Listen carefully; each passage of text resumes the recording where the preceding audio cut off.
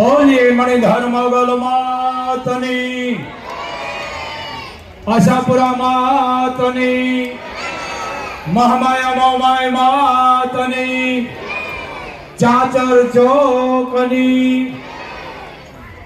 જે નાની નાની દીકરીઓ રમે છે ને, આ બધી 9 લાખ લોબડિયાળી હું ભાળી રહ્યો છું. તમે જે સમજતા હોય, મારી દ્રષ્ટિમાં બધી આ 9 લાખ ભાળું છું. કારણ દીકરી છે શક્તિનું પ્રતીક છે.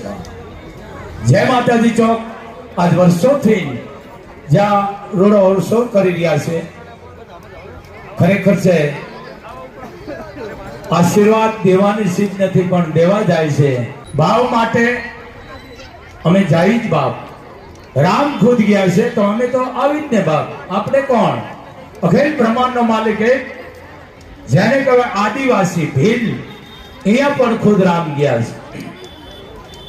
અને સબરી રોવા માંડી. આપ જાણો છો, જાણવા છતાં ભગવાન રામે કીધું કે બેટા રોવાનું કારણ, કે રોવાનું કારણ એ છે કે તમે આવ્યા ને મને આનંદ આવ્યો, અને આહુડ આવ્યા એ અતિ આનંદ એ છે કે મારા ગુરુના વચન હાચા પડ્યા કે રામ એક દી તને મળશે, અને તમે આવ્યા ઈ આ રામ. ખૂબ આનંદ આવ્યો બાપ મને. એમ હું તમારા ભાવને આવ્યો છું. ભાવ આ ભાવ સબરી તારા મીઠા લાગ્યા બોર, મીઠા લાગ્યા જોન બોર, અજ તારી ભાવના અણમોલ, સબરી તારા મીઠા લાગ્યા બોર. આ ભાવના તમારી મને આનંદ આવ્યો છે બાપ. પણ હું તો એટલું કહું છું, 18 વર્ષની દીકરી રમતી હોય છે.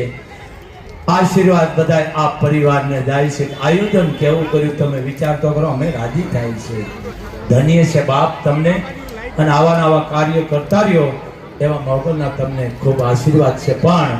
પણ એક ધ્યાન રાખજો બાપ, ધર્મના કામમાં હવ તમે સાથ આપજો. બીજું આ ચોકમાં આવો, આને ચાચર ચોક કહેવાય, અને જેને કહેવાય ચાચર ચોક કહેવાય. અને અહીંયા જે રૂપિયા દઈને જાય છે ને એને ગાર્ડન કહેવાય, ગાર્ડન.